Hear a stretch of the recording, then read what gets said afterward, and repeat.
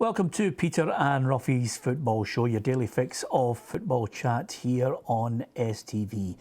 The main talking points tonight: Celtic's Anthony Stokes could remain in green and white over the weekend, but it could be in the Hibernian strip. We'll talk about that, as well as other movers and shakers in the transfer window. Kevin Thompson leaves Dundee by mutual consent. Rocco Quinn signs up with Alec Ray at St Mirren, and we'll look ahead to all the weekend's fixtures in all four divisions of Scotland. And I'm delighted, alongside myself and Alan Ruff tonight, we've got a man who's looking forward to cup exploits and, of course, chasing the title in League Two. I'm delighted that Annan manager Jim Chapman joins us to talk football tonight. And of course, Ruffy, we'll start with the man that you just refused to accept is moving to Hibernian, but Anthony Stokes is edging ever closer. Yeah, well, I'm certainly running out of clubs that I was really hoping they might have went to Dundee United, but that wasn't the case. I still think he's hedging his bets. I still think he's waiting to see what's on the table. He's got the full month to go yet. I'm sure there will be some English clubs interested, but at the end of the day, he'll make the decision that suits him. But I keep repeating myself, it needs to go to a club who's playing him every week. Yep, and they reckon he could be in time for the start of the Falkirk game, Ruffy. Is that when you will eventually concede that I've got it right? Yeah, that's got to be. And I have to say, I'll have a smile on my face if it does happen. You know, I think it would be a tremendous addition for the run-in, and it certainly puts the intention of Hibs out there for everybody to see. Yeah, we're going to talk about the Championship shortly, but delighted to get Jim Chapman on to talk about Annan. Of course, what a week. It's one of those weeks when you just have to consciously just keep looking at your phone and all the great well-wishing messages that have come in after that fantastic win, Jim. Yeah, I think that highlighted the enormity of the victory against Hamilton on Saturday, Peter, was that when we got home late Saturday night and, you know, over 70 texts and 20 calls, and Joycey, my assistant, getting emails for Australia and New Zealand when he's out working, it's been good. But like everything else, it's gone now, you know, in preparation for a very crucial game tomorrow. Yeah, I think a lot of guys would have looked at it and said, OK, Hamilton, I think something like 2 wins in 21 games. Confidence would have been low. Did you sense they were there for the taking? Yeah, we did. We said to the players, you know, that we've seen Hamilton, we've done our work, as you normally do, and the performances were decent, you know, and just maybe breaks weren't going for them. So obviously the results weren't there, and that is affecting the confidence. So we said to the players it was important that we started well and don't give Hamilton a chance to build any confidence. And thankfully we got a very good start, and then we built on that. And then as the game just progressed, you actually seen the confidence drain away from Hamilton, and we kept on top of them, and it resulted in an emphatic victory. Yeah, it's good, you know, from our point of view, we're, you know, regularly in touch, but a lot of people will look at Annan and think, well, wait a minute, we don't know too much about them. Suddenly, you know, since you've been there, you're in a situation where not only do you have the cup, but everybody's looking, and I'm looking closely at your title aspirations here. Yeah, I think, you know, this kind of publicity that we're getting highlights the work of the chairman and everybody at the club. And we went in, I'm actually celebrating 3 years this week in charge, so I don't know if I've overstayed my welcome, you know, the normal, the 17-month sort of average period of a manager in Scotland. So, but it just shows that if you stick with things and you have a wee plan where you want to go, you can get the success. But you're right, it's great, it gets everybody on the map, and more importantly, I think it gives us a chance to highlight the qualities, some of the younger players playing in the lower divisions, and also we spoke about Stirling's result against Inverness. You know, early in the season, Gary did well at East Fife, taking Motherwell to replays as well in Cup. So it shows there's quality down the lower levels as well. So great for Annan, great for our younger players, and probably great for Division 2 as well. I mean, the other thing about it as well, which, you know, you guys are on a tight budget. We're looking at transfers where players coming in, you know, players going out. You mentioned you've got Jordan Martin on loan from Airdrie. Do you look at the transfer window and think, OK, wee bit of experience here and there because you're developing your own young players? Yeah, I think that's important. We've got a structure there. We're trying to promote our own youth, and as part of my job is also to guide the youth side of things as well. But you've got to try, as you say, the balance is there, but we are restricted in the financial terms, and got to make good use of the resources you have. So we've got a good blend of experience in among the squad, and we've got some real good youngsters there as well. But we know our place in the food chain, and we probably rely on, you know, the sort of clubs, the higher programmes. When they get their targets in, they might free up 1 or 2 of their players to go on loan. So we've just got to be patient and waiting our turn coming. And hopefully we get the right additions to the dressing room, because one thing we've definitely got is fantastic character in our changing room. Yeah, and I think that result, Ruffy, I think, highlights the fact that, Jim's team well organised, little sprinkling of experience in there. They can, in a one-off match, come up against a team in a higher division and produce that shock. Well, Jim will tell you that's what happens when you get a result like that. The players start believing that there is something out there, there's something to go for.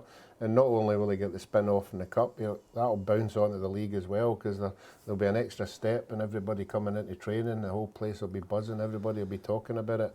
And another tie around the corner, and you just keep going. When you get on that winning run, players believe.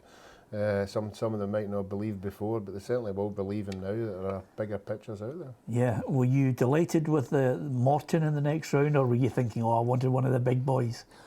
I think, to be fair, when you get into the latter stages of the cup competition, it's going to be difficult ties anyway, so all we really hoped for was a home tie, because we know at Gallagher with the 3G surface, it may be a slight advantage to us because we're used to it. But you're always looking, there's a sort of twofold. I'm more interested in progressing, rather than the financial, but I'm sure my chairman, my treasurer will be saying, no, we would look at the other side of it as well. But it's a home tie, and it's all we looked for.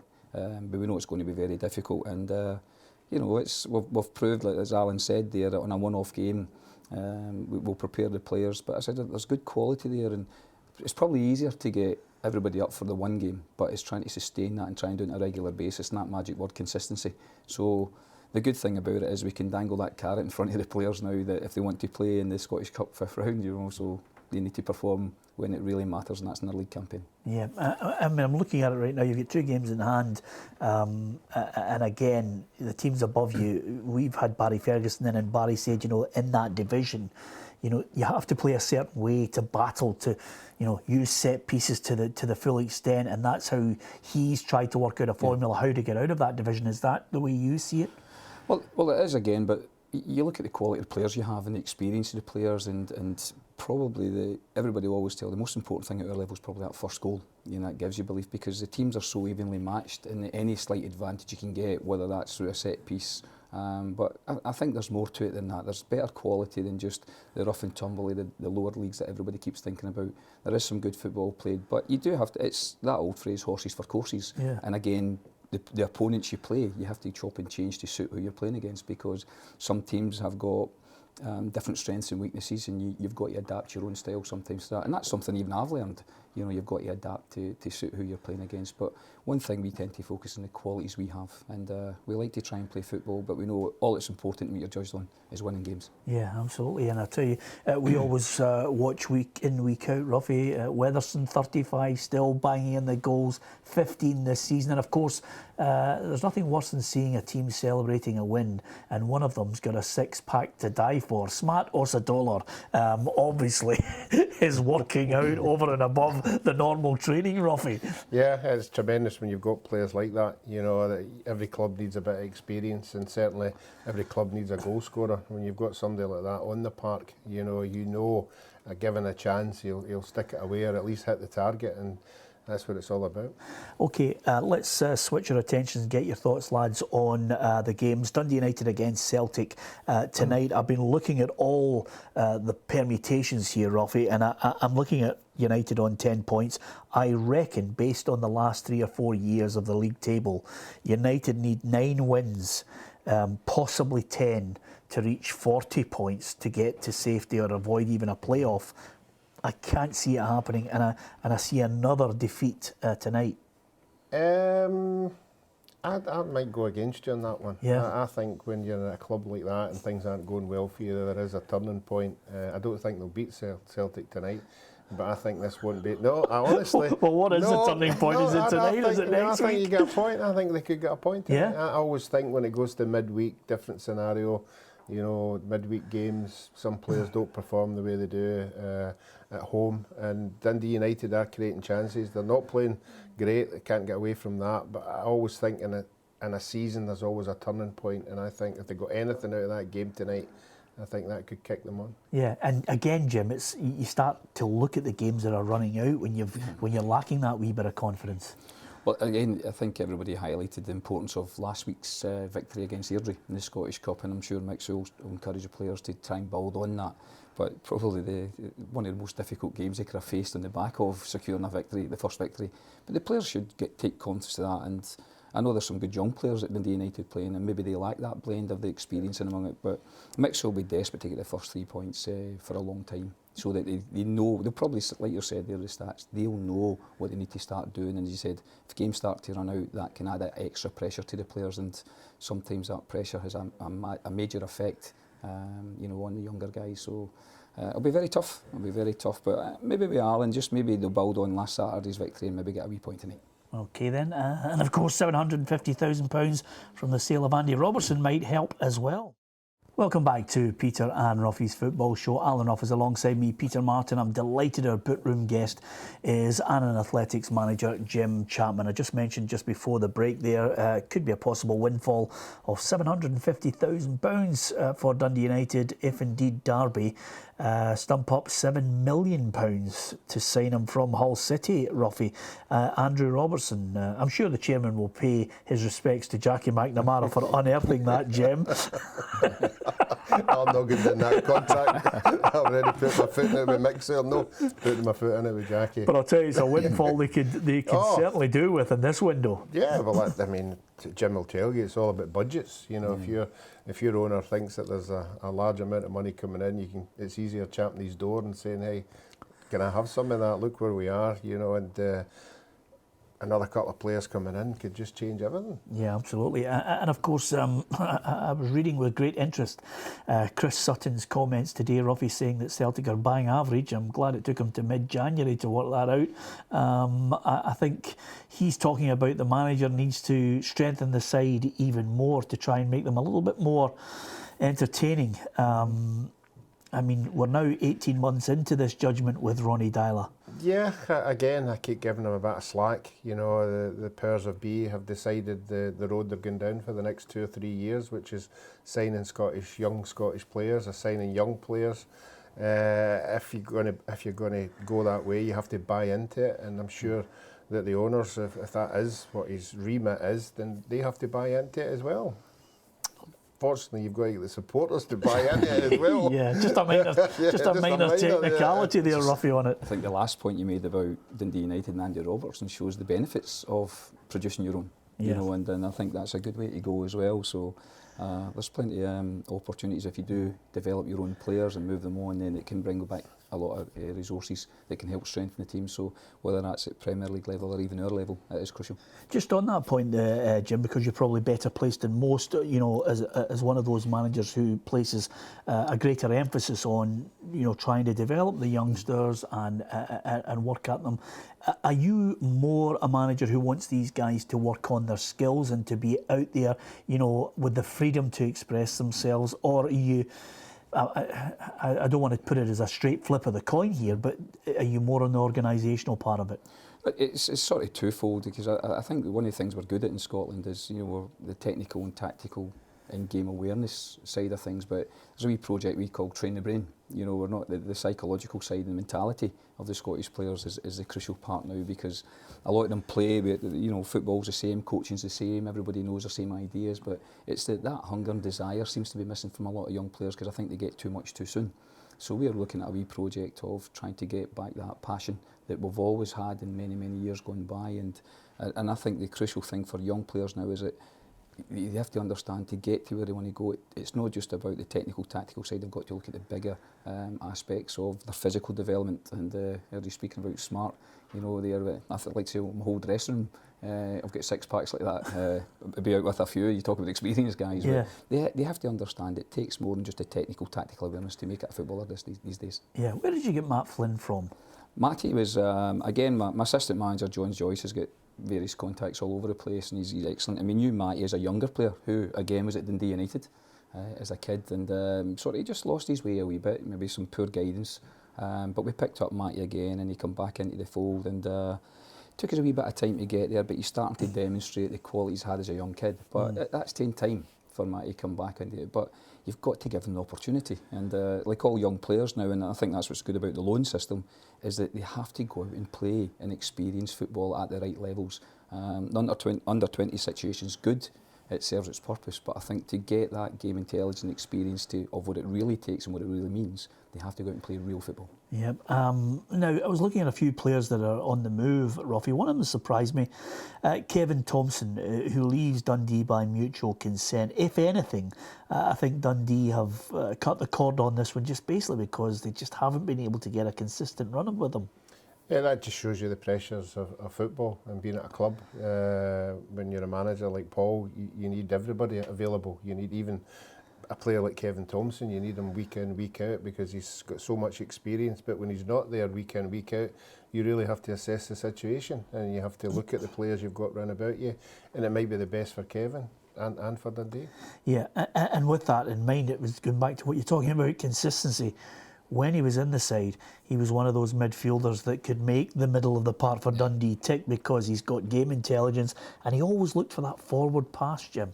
Yeah, and then again, his upbringing, he was a quality player. And it's just, I think the key thing was that experience that he would probably guide the sort of younger players round about the pitch and manage the game for them sometimes, what they need. But when he's not there, you can see the difference and impact it maybe have in Paul's side.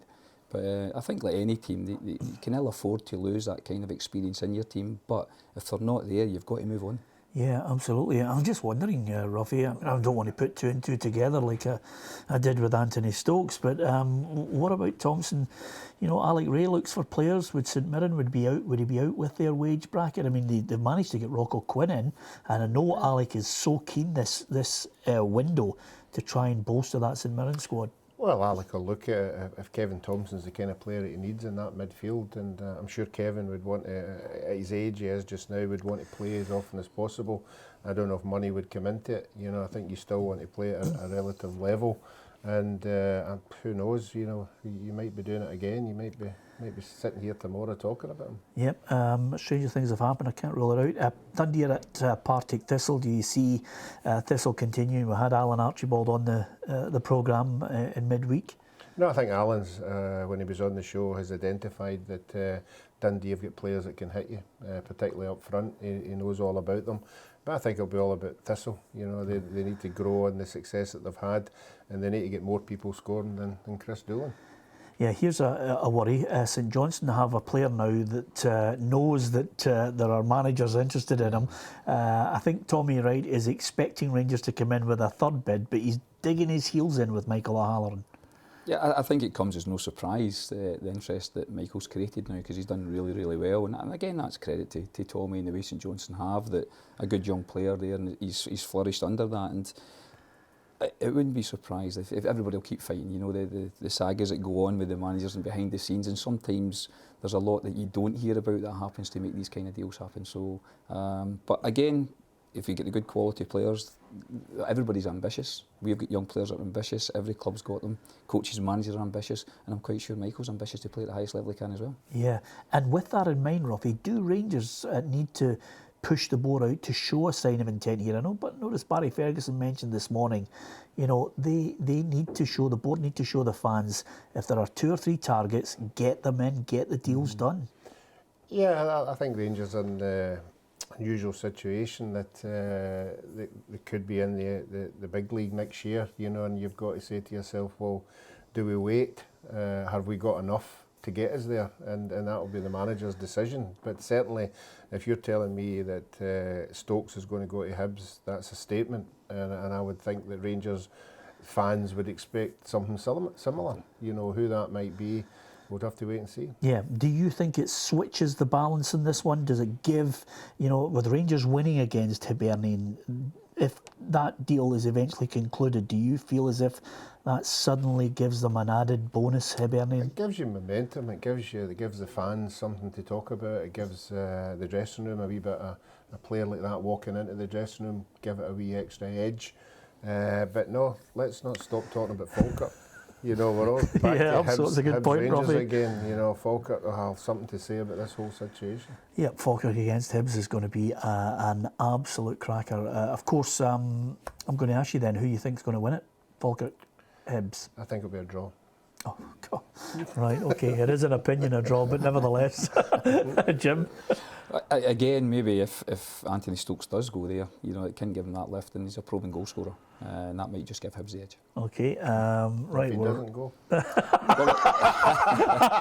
Well, again, they've got maybe another side of things is that they've a young lad there, Jason Cummins, who's doing very well. Yeah, so absolutely. it may be looking at, is it sort of counteracting? Maybe Jason Cummins could be on his way. Yeah, well, I love it. See, he's got the exact same attitude Not made a as you. prediction yet. Yeah, but I think the goal scorers will maybe tip it in Hibs' favour. okay, there you are. That's an opinion as well, Ruffy. The opposite to you with the draw. Now, got to get your thoughts then, Jim. You've got guys up against East Fife. You'll need the consistency because Clyde are in the mix as well. It's a real battle. It is, and I think it demonstrates how close the league is. We've obviously missed a couple of games there, and Jim Weir's done brilliant at Elgin, and he's a couple of victories, and he's kicked clear again. And we've dropped down a couple of places, but I think Gary's team is at East Fife's a very good footballing side, so it'll be a good game. It's always been close encounters. But you say that magic word, consistency, and we need to get back on the winning track as soon as possible. Well, I have to tell you, by the way, we wish you all the very best and good luck to everyone at Annan. It's the right blueprint, developing the young stars as well. We wish them well for the run-in to the title. From Ruffy and myself, thanks for watching.